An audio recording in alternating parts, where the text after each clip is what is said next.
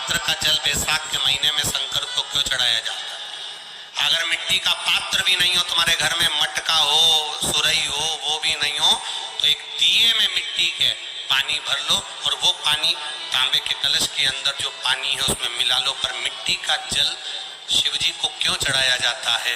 स्कंद पुराण के अंदर बैसाख महत्व में लिखा कि जो अधोगति में मर गया होता है, अचानक मर गया होता है, एक्सीडेंट में मर गया होता है, उसकी जीने की और तमन्ना थी, अचानक कोई बीमारी लग गई और मर गया, कोई बड़ी बीमारी लगने के कारण चला गया, उसको बहुत कुछ करना था पर मर गया, उसके लिए बैसाख महीने में शंकर भगवान को जब हम मिट्टी के पात्र का जल समर्पित करते हैं तो वो जीव तड़पता नहीं है, कहीं भटकता नहीं है। उसको गया में पितरों में मिलाया कि नहीं मिलाया, भद्र विशाल में ब्रह्म का पाली करी कि नहीं करी, कभी पिंडदान, कभी तर्पण, तिलांजलि हुई कि नहीं हुई, पर मिट्टी के पात्र का जल बैसाख महीने में जाता है तो वो जीव कहीं पर भी हो उसकी मुक्ति हो जाती है, उसका मुक्ति।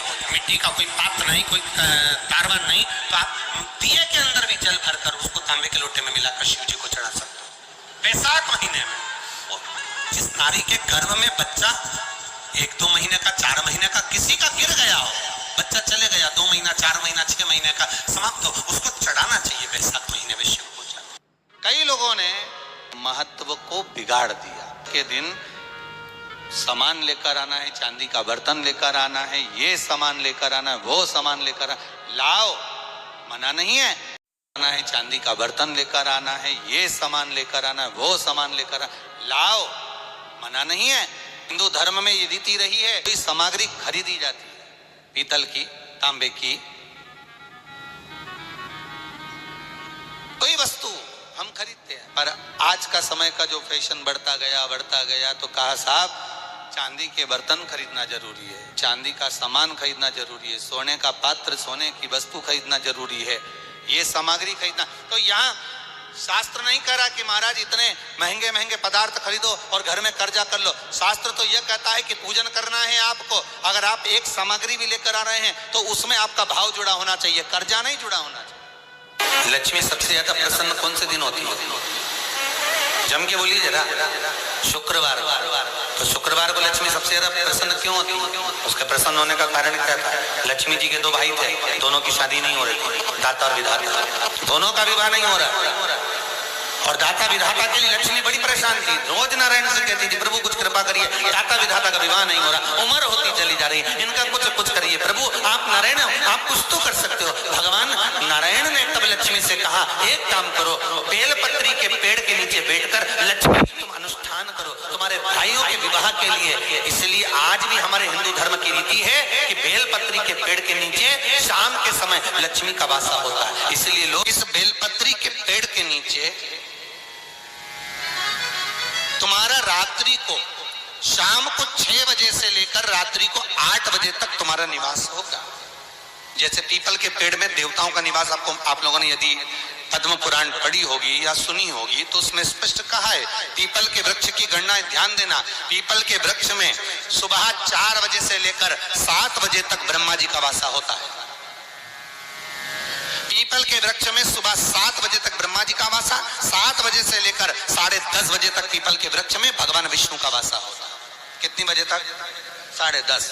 10:30 से लेकर 11:30 12 बजे तक पीपल के वृक्ष में पितरों का वासा होता है। इसलिए हमारे यहाँ पितरों को श्राद्ध पक्ष में जो भोजन कराया जाता है वो 10:30 से 12 के बीच में कराया जाता है।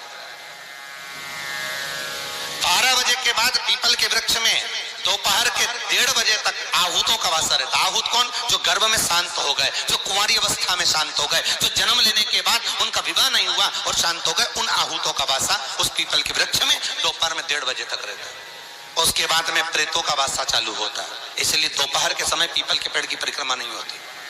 फिर शाम को 4 बजे से 7 बजे तक पीपल के वृक्ष में शंकर जी का वासा होता है, इसलिए शाम के समय पीपल की परिक्रमा नहीं होती। 7 बजे के बाद में पीपल के वृक्ष में रात्रि को 9 बजे तक कुबेर का वासा होता है। फिर 9 बजे के बाद में प्रेतवास चालू होता है पीपल के वृक्ष में। उसी तरह बेलपत्री का जो वृक्ष है, उस बेलपत्री के वृक्ष के नीचे रात्रि को 8 बजे से लेकर लेकर 12 बजे तक बेलपत्री के पेड़ के नीचे कुबेर का निवास होता है महाराज, कुबेर का निवास। प्रयास करा करो किसी बेलपत्री के पेड़ के नीचे हम दीप लगाएं, घी का दिया। यदि संपदा की कमी हो तो, अगर भगवान ने खूब संपदा दी है तो भले मत लगाओ, कोई दिक्कत। महामृत्युंजय मंत्र का यदि आप जाप करते हो और आपको मालूम पड़ गया कि शरीर में मुझे ये रोग हो गया है, मुझे शुगर हो गया है, मुझे बीपी हो गया है, मेरा ब्लड प्रेशर ऊंचा नीचा रह रहा है, कोई भयंकर रोग, मेरे रिश्तेदार को कोई कैंसर जैसा रोग हो गया, किसी को कोई थायराइड हो गया, किसी को कोई किडनी और लीवर में सूजन हो गई, किसी को कहीं किडनी और लीवर में तकलीफ हो गई, तो शिव महापुराण की कथा कहती है, नवग्रह शिव महापुराण की कथा कहती है कि बेलपत्री के वृक्ष के नीचे महामृत्युंजय मंत्र का जाप जो शुक्रवार की शुक्रवार घी का दिया लगा कर करता है, उसके रोग बाबा देवाधिदेव महादेव समाप्त करते चले जाते हैं। ये संजीवनी मंत्र शुक्रवार के दिन भगवान शंकर को शुक्र को दिया था, इसलिए उसकी प्रधानता है।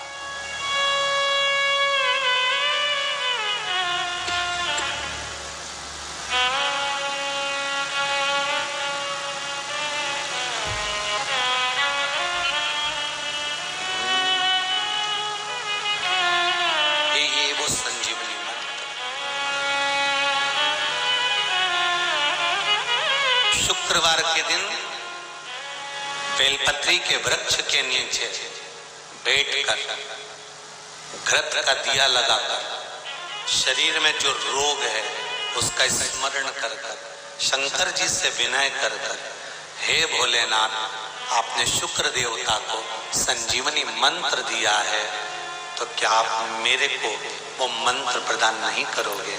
मेरे रोग, मेरी बीमारी, मेरे दुख को आप नहीं हरोगे?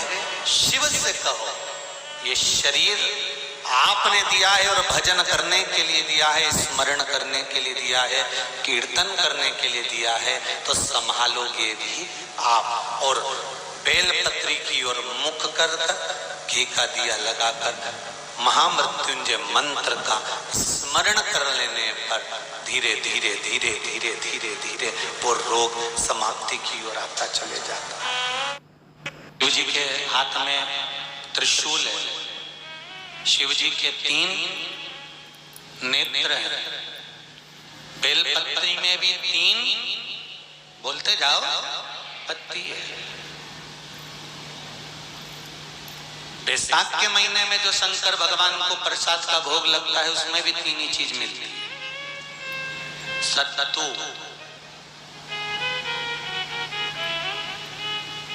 कोई दूसरे महीने में बनता है? जम के तो बोलो नहीं, कब बनता है? यही बैसाख के महीने में। चने की दाल, गेहूं और जौ, इन तीनों को गलाकर सेक कर जो सत्तू तैयार होता है, इसी बैसाख के महीने में परशुराम जयंती के दिन या अमावस्या के दिन या पूर्णिमा के दिन शंकर भगवान को समर्पित होता है और भगवान विष्णु को समर्पित होता है। दुनिया के लोग कहते क्या होता है सत्तू से? ये स्कंद पुराण की कथा कहती है, जिस समय पर बैसाख के महीने की सुंदर अमावस्या का दिन था, उस दिन माता पार्वती शंकर भगवान के लिए जब पकवान बनाने के लिए बैठी, कुछ नहीं मिला, तब माता पार्वती ने 3 अनाज को लिया, एक चना, दूसरा गेहूं और तीसरा जो इन तीनों को भींग रहे थे उसको लेकर आए गंगा जी में से, उसको सेक कर माता ने अंगीठी पर और उसका जो सत्तू बनाकर शिव को दिया। शंकर भगवान ने कह दिया, सुन पार्वती, ये सत्तू नहीं, ये मेरी औषधि है। बैसाख के महीने में जो खाएगा वो जिंदगी भर रोएगा नहीं, शरीर से स्वस्थ। अब उसको लोगों ने हंसी खेल में ले लिया, सत्तू का क्या काम, मम्मी हम नहीं खाएंगे, बड़ा पूरा। शिव जी का एक एक चीज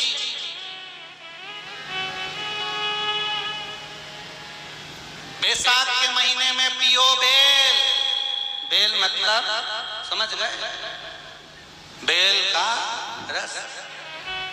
बैसाख के महीने में पियो बेल और शरीर को रखो ऑलिव बेल।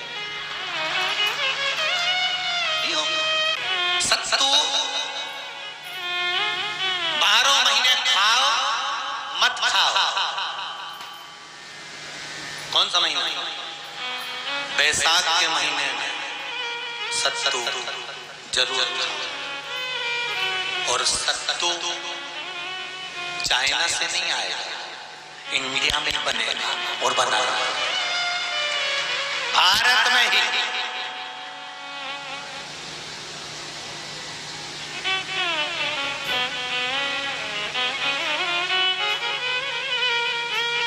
चलो आ जाओ गरुड़ पुराण में।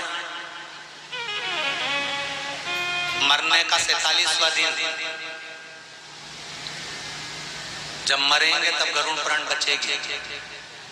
पहले ही सुन लो, और जिसके पास में गरुड़ पुराण नहीं हो तो पंडित जी से मंगवा कर फिर पढ़ के देख लेना।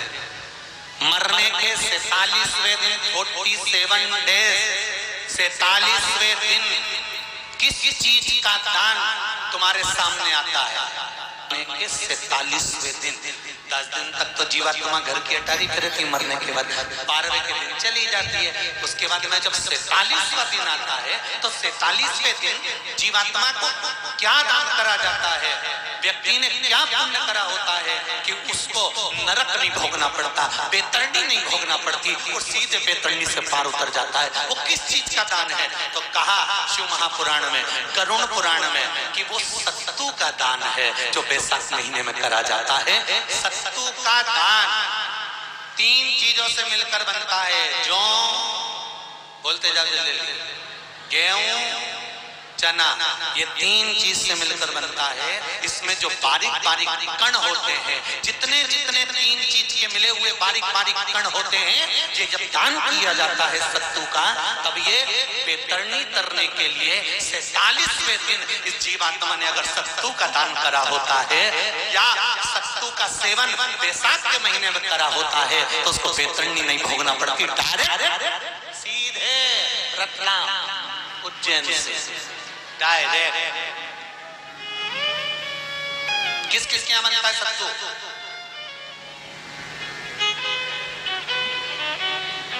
मैंने भी तो ये पूछा किस किस क्या बनता है। मैं ये थोड़ी बने, मैं अभी थोड़ी ना कि अभी बन गया। बैसाख में बनता तो होगा। पहले गांव के लोग तीरथ करने जाते थे। गांव का लोग जब तीरथ करने जाता था, कोई सामान नहीं ले जाता, सत्तू बांधी पोटली में धरा यूं